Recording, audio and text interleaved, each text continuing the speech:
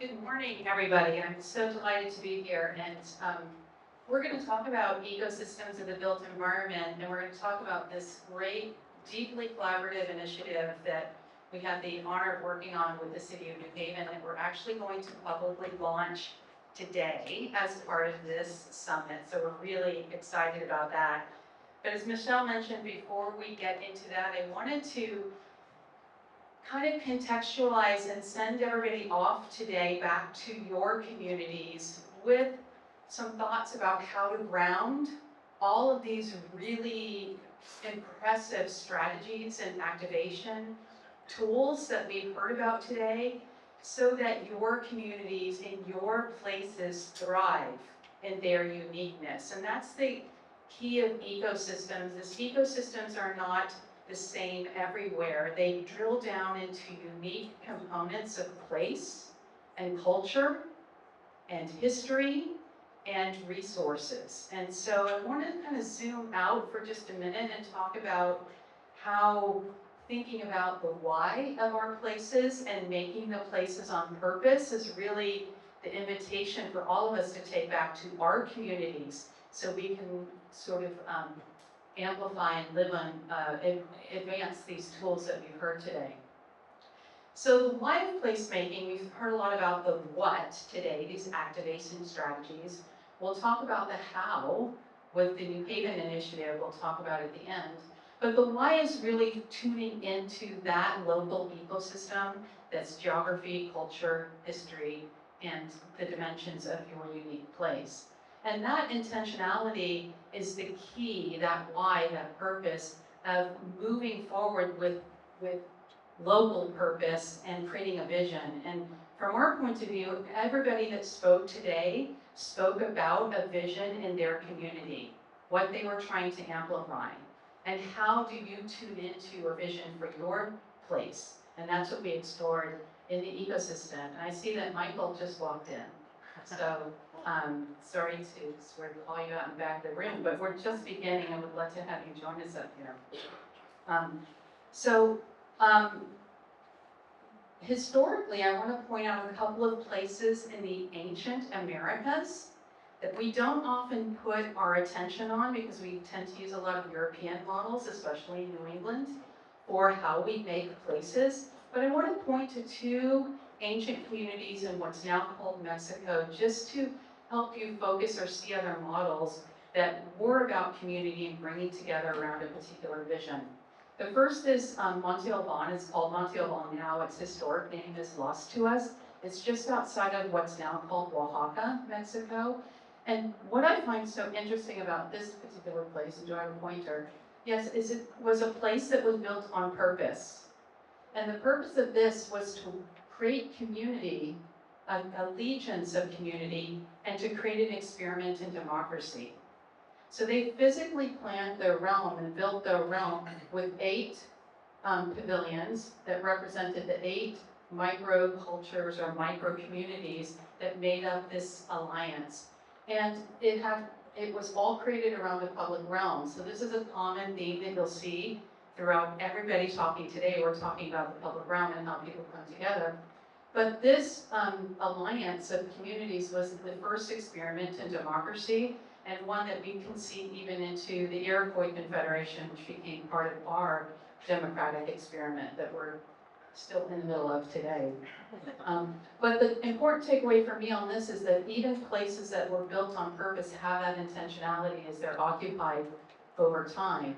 The same is true for Teotihuacan, Mexico, which is just north of Mexico City. It was a place that was built on purpose, and this is most similar to a university now, right? If we had a word for it today. This is where the community came together to understand their creative influence. And so the avenue and the pyramids and the places along the path were meant to support people in coming together in community. And again, it's designed around public realm and public space. So I digress a little bit from the example on topic today, just to remind all of us that in fact we make what we value. And that's not meant to be a judgment, but it's meant to be an invitation what do we in our communities value, and how can we create our built environments to support what we value?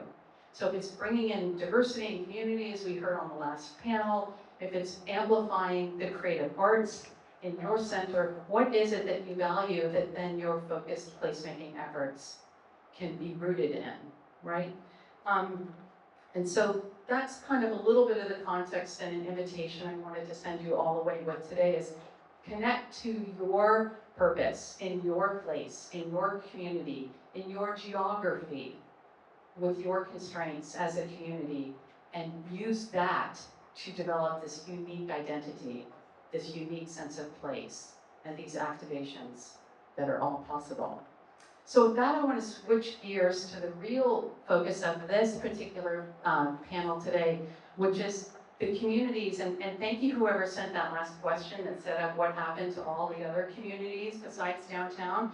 While downtown is the central part of New Haven, there are dozens of neighborhoods around New Haven, each having their own unique circumstances, geography, cultures that deserve to be celebrated and lifted up to create their own parks and centers, right? And these are often in the other neighborhoods traditionally underserved and under-resourced communities that don't have anchor institutions or organizations to help come together and lead the charge. Well, New Haven saw this and put an invitation out to collaborate, consultants to collaborate with the Economic Development Unit that you see sitting here about a year ago to work together in a highly collaborative manner to figure out how to support and elevate all of the other communities, that neighborhoods that make up New Haven to be thriving, vital, place-based neighborhood centers focusing on their commercial districts. And I want to introduce just quickly, as we talk here, Michael Piscitelli, who's the Economic Development Administrator for New Haven, who really led the charge on this, Carlos Eyzaguirre and Malachi Bridges, who were all part of the collaborative team, with my team, with BJH Advisors, and with Connecticut Main Street Center, yay, to come together to pull all of our multidisciplinary resources together to create a playbook for supporting the success of all of the neighborhoods around New Haven. With that, I'll give a brief overview, and I want to reserve the majority of the time to have a panel discussion with the municipal leaders who helped envision this possibility and then worked intensely collaboratively to make it a reality. So the playbook is a strategic plan, a place-based economic development plan that brings together and works across the units of the municipality to create vibrant, thriving commercial districts that support each residential neighborhood in New Haven. It's made up of the playbook, membership and support from Connecticut Main Street Center, and visualizations that we use to take into the community that developed from going into the community and understanding what their particular values and goals were. The idea of this is to create a playbook that then grows on the ground membership and organizations and support to empower those in the community to kind of lead their own economic development future. And it was really important from the city that that this take place without creating a bid or an SSD or another tax structure overlay that the already tax burdened communities could not afford. Okay, so those are some pretty high goals and aspirations. By way of background, we went in with the Connecticut Main Street Center assessment tool and assessed over 21 neighborhoods in the city to understand where they were in terms of their economic vitality, their capacity, their design, their organizational structure, all of the things that create a vital commercial district and place all went into the baseline analysis that each community received. On top of that, we worked with BJH Partners, our real estate advisory consultant, to look at a market scan of each of those 21 neighborhoods to understand what their potential was for draw, not only supporting internally to the neighborhood, but could some of those neighborhoods also draw from outside of the immediate physical area. And that information went into our assessment. We also were charged as part of this from Mike Lynn's team to figure out a way to organize this and implement it. And we looked across the country from Berkeley to Boston to see where other municipalities and partnerships had come together to support economic development in this place-based way. And we looked at those best practices. All of that background effort led to the structure of our playbook, which took all of the 21 neighborhoods around and organized them by typology. And this is really important because there are common issues that a lot of the neighborhoods faced when trying to sort of activate and develop their own vitality with their own economic center. The three typologies are a Main Street typology, very much like we see on Chapel Street in downtown, on Grand Avenue in Fairhaven, or in Westville Village in the Westville neighborhood. They have an intact historic street facade. They have vibrant place-based activation already in place. And they are working as a community already. Many of them are already Main Street actually members. The second typology was what we called a pocket hub.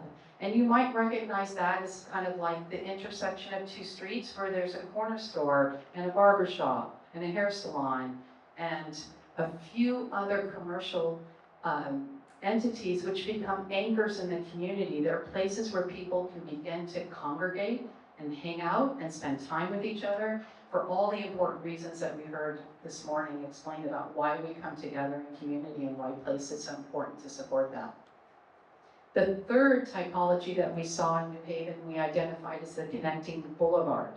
That might be like Route 80 or Dixwell or Grasso Boulevard, which are usually state highways or roadways that move a fair amount of automobile traffic through the city, but it's still important to recognize those as places. For example, Route 80 on the northeast side of New Haven is the one location in New Haven where we have big box stores, but those stores are the local corner markets for those residents who live around there.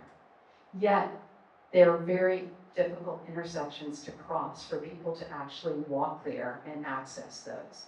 So it was important to not leave those connecting boulevards out of this conversation about how to make physically safe, place-based solutions for those neighborhoods as well.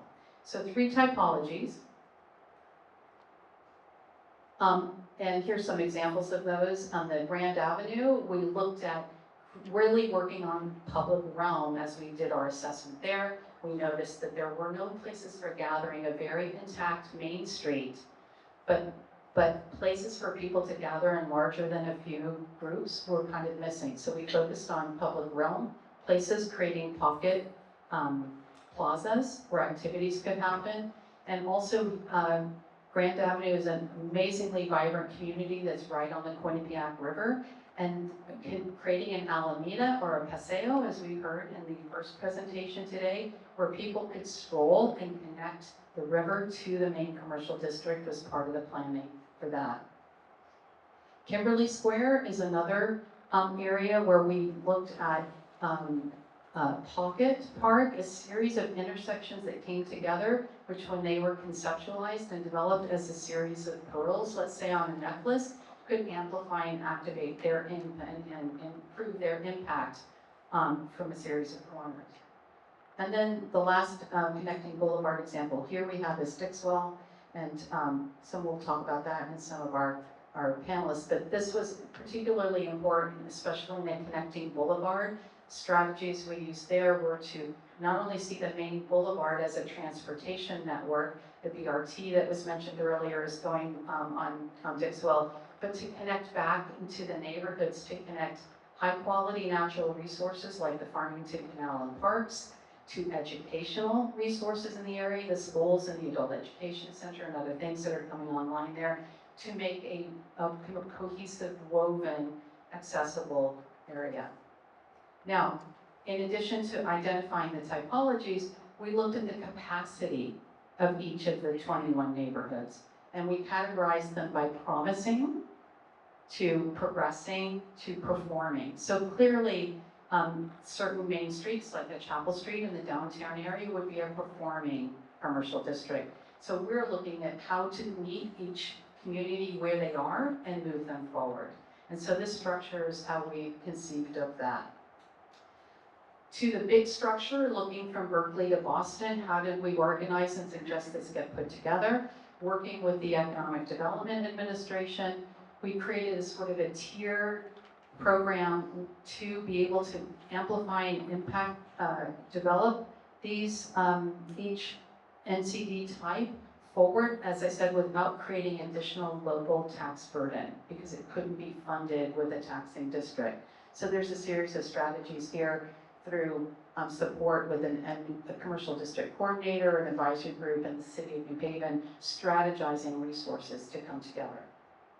And so with that overview, I really want to sort of switch gears now to a panel discussion with our panelists here to really dig into the vision for this plan, the process for the plan, and the implementation, because it's, although this is the official launch of it today, the city's been working on this for quite a while. So with that, Michael, will you please tell us about the vision for this and why this is so critical for New Haven? Well, first of all, thank you all for coming to New Haven today and being part of a really meaningful series of conversations. It means a lot to us that you came and are learning from the very best. I regret not hearing Fred earlier today because you're getting a sense for the time-tested methods and the real proven value of the National Trust Manual and sort of that rubric that has been deployed nationwide. And to Michelle and the team from Connecticut Main Streets, helping us do it locally matters a lot. Our Together New Haven partners are all around the room today, so I can't acknowledge all of them, but Laura, Malachi, Carlos, our city planners are here, economic development staff. I think you heard as well from some of our key stakeholder leaders in the prior panel today. And it gives you a sense of like why it all matters to have a big team to work on these real vexing challenges. It does not go unnoticed how hard it is to revitalize the Main Street in 2025, right? That was Walmart's, now it's Amazon, now it's this, that. It is just really hard.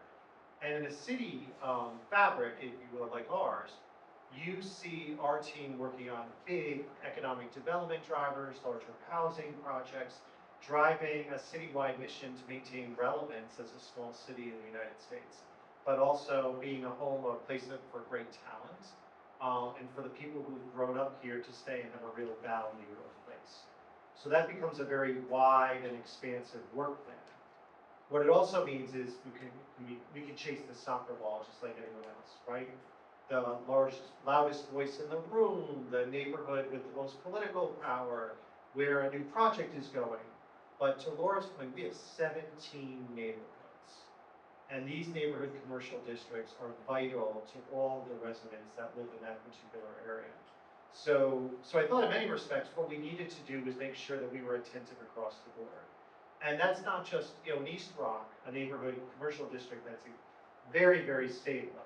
But when we need each other, we need each other, right? So we don't want to be just rolling in and not being familiar and have a good context of what's happening on the ground, even if the day-to-day needs aren't as specific or interesting. On Grand Avenue, we have a real healthy occupancy in our storefronts, but the public infrastructure has largely fallen apart over the years. So the need of our staff needed to be deployed very specifically to lift an area of that neighborhood where there was a gap, not across the board of maybe the 4 pillars in the Main Street model. In other neighborhoods, we have found where the city can be most helpful is being a voice and standing up internally. More police presence, more community services. So we have team members that are really skilled at working internally to lift that part of the equation. Across the board, why I felt the playbook was a really important term as opposed to a toolbox or a manual. So the time-tested ways you might call a document like ours, right? Because the document you see on the screen isn't much different than what you might be using in your hometown. We use the word playbook very specifically as a point of kind of an action step, being very intentional, being present, that our team knows that even if nothing's going on in Kimberly Square this month, we're out there. And that every year, even if this isn't the focus area of our work plan, we at least do one community engagement. So we stay attached with that neighborhood, and they know the different services that are available all year. It's the facade grant, leasehold grant, the NEOP program, that those don't find their way to the same place that we're kicking the soccer ball, but that we're present in all of the different neighborhoods. So as a general point with our team, I think you probably felt it earlier survey here in a minute, we plan out the work, we do a lot of work, and then they care about it. Like the entire team really cares about the success of the neighborhoods. So although that word not going to show up in the playbook in print, I think you're going to kind of feel the impact of the work through a real sense of action, sense of active engagement, and a real care in it. So look forward to talking more about it. Great, thank you. And the marching order, you remember you gave us, and you just so wonderfully expanded upon, is to meet each community where they are and move all forward. And I love the sort of nimble responsiveness of that challenge, is because all of the needs in each community, as you said, are going to vary from year to year, but to keep the attention on it and keep focusing on moving everyone forward was awesome. So Malachi, you're going to talk about the process, how this unfolded, how you engaged the community, what were the key elements of making this kind of a holistic and inclusive playbook that have that nimbleness that Mike just described. Yes, so I'm the talker, so I'm going to try to reserve myself. But I'm super excited. If you cannot tell, I'm like cheating. But this was my first assignment when I was hired almost 4 years ago. So we didn't really know what we wanted to do. We knew what we wanted to do, we just didn't know how or what. So not really, but we knew the outcome that we wanted. And it started with, we were allocated $1.5 million through ARPA funds to revitalize our neighborhood commercial district, specifically as a COVID-19 recovery strategy. So we said, well, one, how do we deploy this money? What will render the best outcomes, the best return? So we started to think about, well, what do neighborhoods need? And we don't necessarily know for all of them, from 17 to 21. And of course, we know neighborhood stakeholders and neighborhood anchors, but do those neighborhood stakeholders, policymakers and changers and anchors, are they the true and accurate voice of a neighborhood? So that's what we needed to find out, and we didn't have an answer. So that's kind of how the playbook and this whole initiative thing started. So it kind of enveloped in 4 ways. So we wanted to do citywide cleaning of neighborhood commercial districts, so that was kind of the first. The second, of course, was the playbook, so hiring Laura and her team that she brought to us through an RFP process. The third was our NEOP grant, so Neighborhood Economic Opportunity Challenge grant. So those were local community grants that we, the city, gave out to local nonprofits, to small businesses. We gave some money to Westville, and Westville always does an amazing job to do some infrastructure work, to create more spaces in Westville to have events. We also gave money to a few other stakeholder organizations that were even here today. So we were super excited to do this, and I think we unleashed almost $1 million just to the local communities to do place-based economic development work by way of creating a place through infrastructure and also through events and promotion. And then our third type of process, of course, was the playbook. And the playbook happened kind of like an action guide step as to what we should do as a city and how we should engage with everyone to do the proper revitalization work. And here's some community engagement that we've done in Kimberly Square. Kimberly Square is a pocket that is I'll say a collection of around maybe 6 intersections that's kind of shaped like the number 8. And it's just a really cool place. And how do we support the neighbors, the residents, and the business owners in this specific community? We had a business development meeting with them. We had a regular community meeting with residents and with the auditors. So, you know, these are just some examples. What I loved about that process is every time we kind of strategized part of the playbook, Malachi could take it out into the neighborhood and test it and bring us real-time feedback where we could then refine and say, oh, we missed that a little bit. Oh, yeah, we went here. So it was kind of real-time proofing as we were working on the sort of playbook framework that really informed and deepened our connection, and the sort of unique case studies that we developed. And the idea of the case studies here is to give a sort of a little bit of a pattern for future communities to follow when they were you know, supported and equipped by the town, supported by the city to do this in their own neighborhood. So that real-time proofing was super important. If you could make recommendations to other municipalities, like if they wanted to take on a process about this, what would you say? What's the biggest takeaway for you on the process side? If you can jump to the Dixwell photo, I would have to say definitely listen first and design last. So I mentioned that in my quote, but I think that is a really that should be an amazing takeaway that we take away today. And all of this planning is great, right?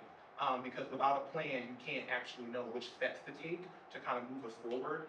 But the reason why a lot of residents get frustrated with all these plans that sit on our shelves at our jobs is they feel like they weren't a part of it. Or they feel like the people who don't have a day job, who don't work, you know, who are retired, who pretty much they concentrate the voice in a lot of those rooms and spaces, those are the only ones who contribute. So we wanted to make a really good effort to like get out. You heard Mike say it, my boss, he said, get out there, go out there. And I was like, I'm tired. He doesn't care. We just had a meeting, have another one. He was like, bring food. Why are you not bringing food? Yeah, so, you know, it was really important for us to get on the ground. And this is, this is what I'm super excited about, because when we were there, we heard the residents like just talking about what Dixwell used to look like. And they're giving me a sign, but talking about what Dixwell used to look like and how it had all these jazz clubs. And they said, well, what if we can go back to those times? And so then we thought, well, maybe for the vision, we can think about some jazz influences in some of the placemaking and in some of the infrastructure here in Dixwell to kind of go back to those roots. And then we brought these visions and ideas to the neighborhood, and they said, no, calm that down, no, add more of this. So really, they got a first-hand seat at the table as to what they wanted to see, and not just, you know, they actually got selections, like they got options. It wasn't just, here's what's gonna happen. We gave them like, you can have this color place set, you can have that color, you can have this, you can have that. And it really made them feel like they were a part of our team as opposed to somebody being imposed upon them. And with that, I'm going. Great, thank you so much. And so now, Carlos, I want to turn to you and ask you about the implementation of this process. If I can get the slide to go forward. I think maybe the computer went to sleep again. Could you advance the slide, please, Connie, or someone? Thank you. Great. So, you know, as Malachi just referred to, plans oftentimes get developed and sit on the shelf. And, you know, we were no further along than just talking about this than the initial ideas were already being rolled out and building on other initiatives. One thing we tried to do with the playbook is really break down the silos between units within a municipal government. So sometimes, you know, traffic doesn't know what planning is doing, doesn't know, you know, it's a big organization. So part of that was really, Carlos has been the bridge between all of those units and really thinking about how we implement this and how we get it out there and active. So can you talk about what you did to set up implementation for this? Yeah, and I think, thank you everybody for having us. And yeah, just echo Mike's, thank you guys for holding this here, and for those folks who traveled far away to come to New Haven today, to this beautiful space, by the way. So yeah, I mean, I think a lot of my colleagues, and Laura, who's also a resident, which I think makes a big difference. You don't always get a professional services from a resident when you're doing these kind of, you know, larger, you know, RFPs, and so that, I think that, you know, thank you for that. I know where she lives. You know, so it makes a big difference, I think, on the quality of the work. But yeah, I think we had a fairly robust neighborhood commercial program in place. Maybe not in fully name, maybe not with the name and a playbook, but I think Mike alluded to it earlier. We have some of the strongest SSDs in the special service districts in the state, the oldest in the state. The original that was enabled by the state legislation on Whaley Avenue was created here, and then shortly thereafter, places like Chapel West and Town Green, which is probably your most robust, one of the most robust in the state, were formed. So we have this ecosystem there as well. We had some of these existing programs, that go back a few decades. Some of them, the facade improvement program, which we are dying to deploy more of. I think we're trying. This is a 50% reimbursement. To just about anything on the side, doors, windows, entryways. It's pretty open, but the issue there, right, is that you have to be a property owner to access it. So that's gotten more challenging over the years as as locally owned people have started to open businesses and things that we want. So in response to that, we also created a leasehold improvement program, which just works. It was probably a little easier for folks to access. These are all reimbursable up to anywhere from, reimbursable up to $30,000, sometimes $40,000 of reimbursement, and so you can do a significant amount of work on a place. So leasehold improvement program is a little newer, and you'll see that. You see it, you don't know that you're looking at it, but you see it in places like East Rock Red, which is just wildly popular. There even lines out the door on State Street. The Well for Women, which is a women-centered holistic medicine, I guess, massage therapy place that's also very popular. Things like that. So these programs are already in place, and I think the work that we really needed to do here with the playbook is to really elevate this, make these programs easier to access, which we're still working on. I don't want to. There's too many New Haven residents here for me to say it's working perfect, but we're working on this. Right? How do we make the facade program work better? I think we already have ideas. How do we put more money in to make sure that you can get the design you need that passes muster? So things like that. I also think Laura alluded to it, the multidisciplinary, the departmental work that we do in the city. It really does. It's not always perfect. It can be a little fractious like any family, but we really do pull together. We have our engineering department has $500 million in infrastructure projects funded. It's a lot for one relatively small engineering department, but I think these projects, you saw some of the drawings, these projects are enabling so much of the neighborhood commercial work. The neighborhood commercial playbook also, and just on state grants, let's just talk CIF, Urban Act, has enabled, that has allowed us to do, access $30 million in CIF and Urban Act funding just in the last few years. It's a relatively new program. Having something like the playbook allows us to just, and Malachi will tell you, he's the prime mover behind winning all these awards. We don't want his head to get any bigger. But it allows us to pick and pull stuff right off the playbook, throw it in the CIF application. Apparently we're doing something the state likes also, our state delegation has been, so supportive. So things like that. I mean, other things is, I think you guys all know, if you know, the housing boom here has enabled so much of this neighborhood commercial, and we especially try to bring some of the housing out to the neighborhoods, which is important for us to bring affordable housing to the neighborhood.